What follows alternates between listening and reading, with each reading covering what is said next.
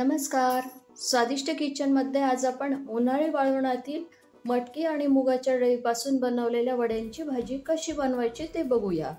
या वड्यांना काही भागात सांडगे देखील म्हणतात. तर हे वडे कसे बनवायचे याची लिंक मी डिस्क्रिप्शन बॉक्समध्ये दिलेली आहे, ती नक्की चेक करा. चला तर आता आपण रेसिपीकडे वळूया. या ठिकाणी मी दोन प्रकारचे वडे केलेले, झाऱ्याने झरून घेतलेले वडे आणि हे हाताने तोडून घेतलेले वडे. तर आज आपण झाऱ्याने झारलेल्या वड्यांची भाजी करून बघूया. त्यासाठी आधी सुरुवातीला आपण वडे भाजून घेऊ. कढई चांगली गरम झालेली आहे, त्यात आपण एक चमचाभर फक्त तेल टाकायचं आणि त्यात एक वाटी वडे घेतलेले आहेत. छान असे खरपूस भाजून घ्यायचे. ते झाऱ्याने झारलेले वडे बारीक असल्याने ते पटकन भाजले गेले. 1-2 मिनिटांमध्ये छान असे खरपूस भाजून झालेले आहेत. मी आता गॅस बंद करते, ते थंड होऊ देऊ. आता फोडणी देण्यासाठी कढई चांगली तापलेली आहे, तर आता आपण 2 पळी तेल टाकू. जिरं, मोहरी चांगली तडतडली, जिरं टाकणार. खूप कमी साहित्यामध्ये ही भाजी होणारी आहे. त्यात आलं, लसणाच्या 10-12 पाकळ्या आणि आल्याचा एक तुकडा, 2 मोठे कांदे चिरून घेतलेले. कांद्याचा रंग अगदी थोडा बदलू द्यायचा आहे, खूप लालसर करायचा नाही आपल्याला. हिंग, चमचा हळद.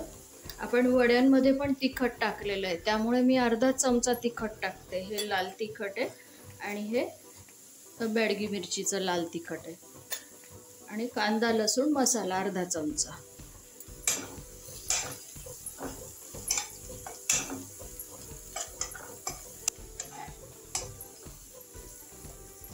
मसाले चांगले मिक्स झालेले आहेत. आता आपण त्यात थोडं मीठ टाकू. वड्यांमध्ये पण मीठ टाकलेलं आहे. आता आपण रस्सा जेवढा करणार तेवढा पुरतच आपण मीठ टाकणार आहे. आणि 2 ग्लास पाणी टाकते मी. आत वडे शिजायला भरपूर पाणी लागतं, त्यामुळे सुरुवातीलाच भरपूर पाणी टाकून घ्यायचं. आता मी 2 ग्लास टाकते. वाटीभर वड्यांना 2 ग्लास पाणी घालते. छान या पाण्याला उकळी येऊ देऊ आणि मग वडे सोडू. झाकण ठेवून उकळी येऊ देते. हे पहा, आता पाणी छान उकळलेलं आहे, त्यात आपण वडे घालून देऊ. उकळत्या पाण्यातच वडे टाकायचे, म्हणजे ते विरघळत नाही वडे. आणि बाजूच्या गॅसवर मी गरम पाणी करायला ठेवलेलं आहे. लागलं आपल्याला आता गरम पाणीच टाकायचं, गार पाणी टाकायचं नाही. पुन्हा झाकण ठेवून आपण एक 5 मिनिटासाठी शिजू देऊ. तेव्हा वड्यातलं पाणी पण आटलेलं आहे आणि अर्धवट शिजलेले आहेत वडे.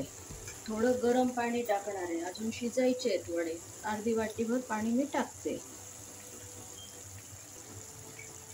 2 चमचे दाण्याचं कूट, कोथिंबीर.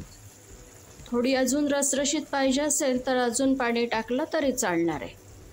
झाकण ठेवून पुन्हा 1-2-5 मिनिटं होऊ देऊ. मी गॅस बंद करते. मी एवढा रस्सा राहू देणार आहे. आता आपण वड्याची भाजी सर्व करायला घेऊ. आता आपली वड्याची म्हणजे सांडग्याची भाजी तयार आहे. तर तुम्ही पण उन्हाळ्यामध्ये करून पहा.